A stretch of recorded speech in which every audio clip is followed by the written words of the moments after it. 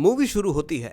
हम एक लड़के को देखते हैं जिसका नाम फी है, जो एक साथ सैकड़े दुश्मनों का सामना कर रहा है। वो अपनी मार्शल आर्ट से कई को हराता है, लेकिन दुर्भाग्य से सभी मिलकर उस पर हमला कर देते हैं और उसे बेहोश कर देते हैं। फिर उसे अपने बचपन की झलक दिखती है। जब वो अपने पिता के साथ एक अनाथालय चलाता था तो एक दिन उन्हें एक लड़का फियरी मिलता है जो मौत के कगार पर है। वो तुरंत फियरी को अपने अनाथालय में ले आते हैं और इसका इलाज करते हैं। फिर फी उसे फिर से उठने का साहस देता है और कहता है कि मैं हमेशा तुम्हारी रक्षा करूंगा। इसके कुछ साल बाद हम देखते हैं कि देश में बहुत मुश्किल समय शुरू होता है।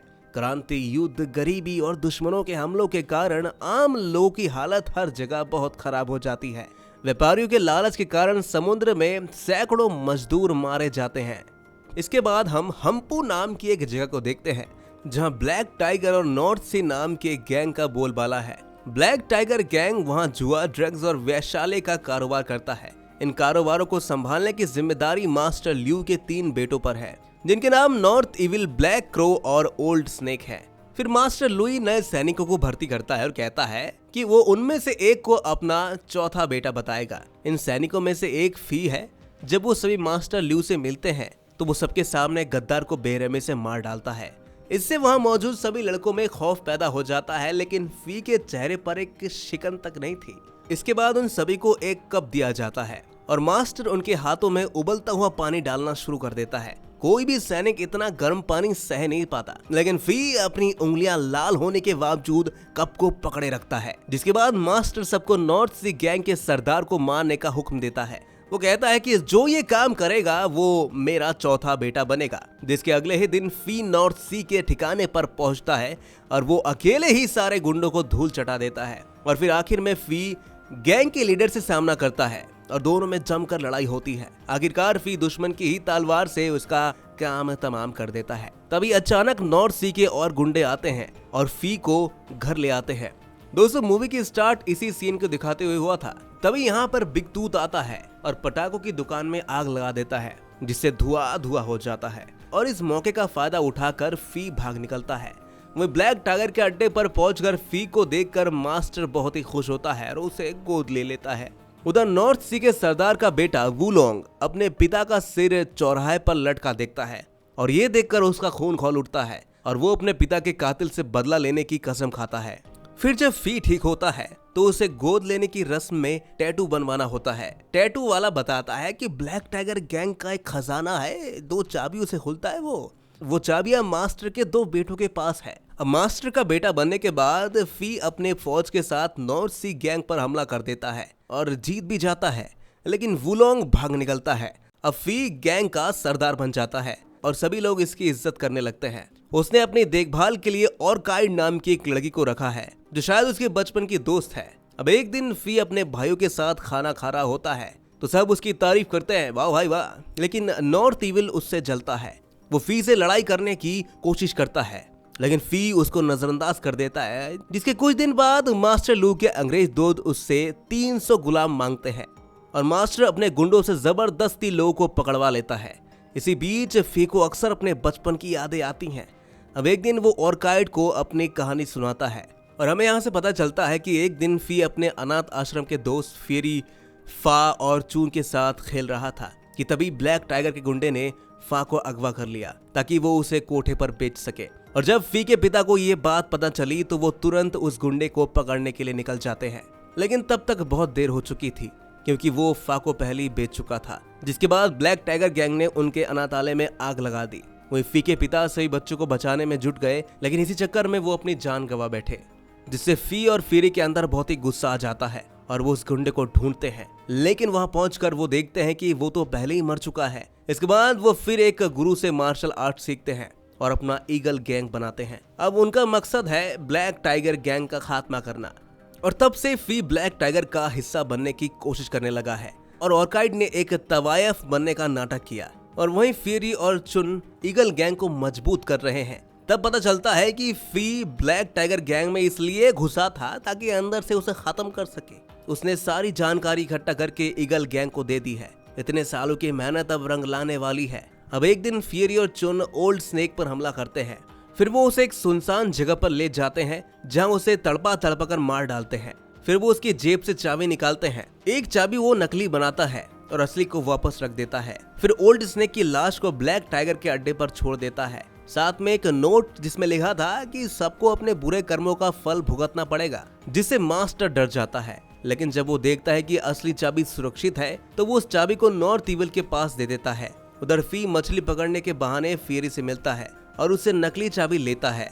वो ब्लैक क्रो के अड्डे पर जाता है और सट्टा लगाने लगता है और वहां पर वो जानबूझकर हारता है ताकि ब्लैक क्रो से वो उधार ले सके। जब ब्लैक क्रो पैसे देने से मना करता है तो फी उसको वो नकली चाबी दिखाता है। वो उससे पूछता है कि ये चाबी तुम्हारे पास कहां से आई।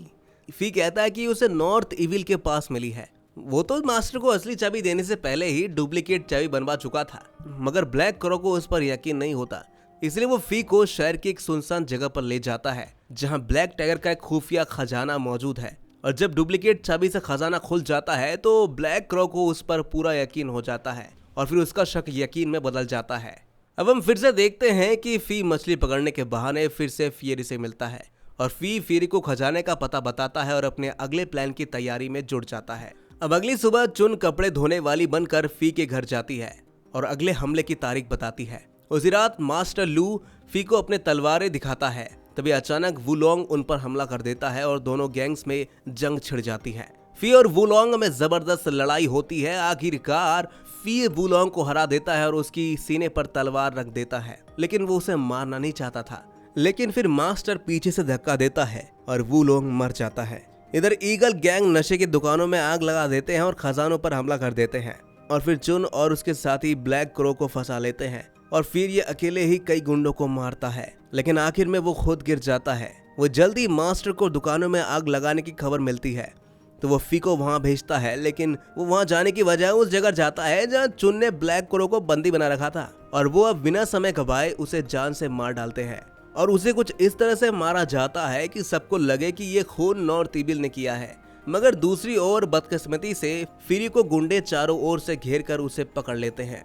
इसके बाद फी अड्डे पर पहुंचता है तो वो अपने जिगरी दोस्त फियरी को तड़पते हुए देखता है। मास्टर फियरी से उसके साथियों का पता पूछता है तो फियरी बताता है कि वो खजाना लूटने गए हैं और मास्टर अब खजाने के पास पहुंचता है तब तक सारा माल गायब हो चुका था और ईगल गैंग खजाने को गरीबों में बांट देते हैं। तभी मास्टर को शक होने लगता है कि उसके आदमियों में से कोई है जो उसे धोखा दे रहा है। उधर फी फियरी से आखिरी बार बात करता है और फियरी फी से अपना मिशन पूरे करने को कहता है, क्योंकि वो जानता है कि फी की जान बचाने के लिए उसे अपनी जान की कुर्बानी देनी ही होगी।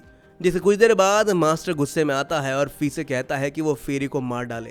तभी सिपाही ब्लैक क्रो की लाश लेकर आते हैं जिस पर नॉर्थ इविल की तलवार का निशान होता है, जिससे मास्टर को उस पर शक होता है। तब नॉर्थ इविल अपनी बेगुनाही साबित करने के लिए फियरी से सच कहने को कहता है, लेकिन सच बताने से ही फियरी की मौत हो जाती है, जिससे सबको लगता है कि नॉर्थ इविल ने फियरी को मारकर सच को दबाने की कोशिश की है। पर मास्टर उसे बिना कुछ कहे ही यहाँ से चला जाता है। वह फी को फियरी की मौत का बहुत दुख होता है और वो अपने दोस्त के साथ बिताई हुई यादों में खो जाता है और अगली सुबह फी ऑर्काइड की बाहों में रोकर फियरी की मौत का गम मनाता है। वहीं ऑर्काइड उसे शांत करती है और उसे अपने मिशन पर ध्यान देने के लिए कहती है, जिसके बाद ऑर्काइड बताती है कि उसके दिमाग में एक प्लान है, मगर वो प्लान क्या है उसने फी को बताया नहीं। अब रात को ऑर्काइड अपने एक सहेली के साथ नॉर्थ इविल के पास जाती है और वो उससे कहती है कि वो फी का राज बताना चाहती है और कहती है कि फी ने ही खजाना लूटा है और ब्लैक क्रो और ओल्ड स्नेक को उसी ने ही मारा है। फिर वो बताती है कि उसका असली नाम फा है और उसे बचपन में ब्लैक टाइगर गुंडे ने कोठे पर बेच दिया था, जिससे नॉर्थ इविल को लगता था कि फा उसकी तरफ है। लेकिन तभी फा अपने बालों से सुई निकालकर उस पर हमला कर देती है, लेकिन नॉर्थ इविल बहुत ही चालाक था। वो फा को पानी में डुबाकर मार डालता है और फिर उसकी सहेली चुन पर हमला करता है। चुन भी चाकू निकालती है और नॉर्थ इविल को मार गिराती है, जिसके अगली सुबह फी और चुन फियरी और ऑर्काइड को दफनाकर श्रद्धांजलि देते हैं। इसके बाद हम देखते हैं कि फी ऐलान करता है कि अब असली जंग छेड़ने का समय आ चुका है और फी शहर में पर्चे बांटकर लोगों से ब्लैक टाइगर के खिलाफ लड़ने के लिए कहता है और वो लोगों को मार्शल आर्ट सिखाता है ताकि वो सब गुंडों का सामना कर सके। साथ ही 300 गुलामों को आजाद कर देता है वो, और फिर पूरा शहर फी के साथ हो जाता है और वो सब मिलकर ब्लैक टाइगर के अड्डे पर हमला करते हैं। फी नहीं चाहता था कि खून खराबा हो, इसलिए वो मास्टर लू को अकेले लड़ने की चुनौती देता है, जिसके लिए मास्टर मान भी जाता है। वह फी बिल्डिंग के चारों ओर आग लगा देता है और फिर दोनों के बीच जंग छिड़ जाती है। वो दोनों युद्ध कला में एक से बढ़कर एक हैं, पर जब आग ज्यादा बढ़ जाती है तो उन्हें फट्टू पर लड़ना पड़ता है। लड़ते लड़ते फी मास्टर को धक्का देकर नीचे गिरा देता है, पर तभी अचानक वो ल्यू का हाथ पकड़ लेता है। लेकिन मास्टर को ये हारी हुई जिंदगी कबूल नहीं है, इसलिए आखिर में वो आग में गिरकर मर जाता है। अब हम मूवी के आखिर में देखते हैं कि हम्पू शहर गुलामी से आजाद हो जाता है और फी की गैंग सबको उनकी चीजें, उनका हक और पैसे सब कुछ लौटा देता है। अब अंत में फी एक नया मार्शल आर्ट स्कूल खोलता है और शहर में शांति और खुशी वापस लाता है। और इसी के साथ ये मूवी यहीं पर खत्म हो जाती है। तो दोस्तों, कैसी लगी आपको ये कहानी कमेंट में जरूर बताइएगा और ऐसी ही मूवी एक्सप्लेनेशन देखने के लिए हमारे चैनल को सब्सक्राइब जरूर कर लीजिएगा।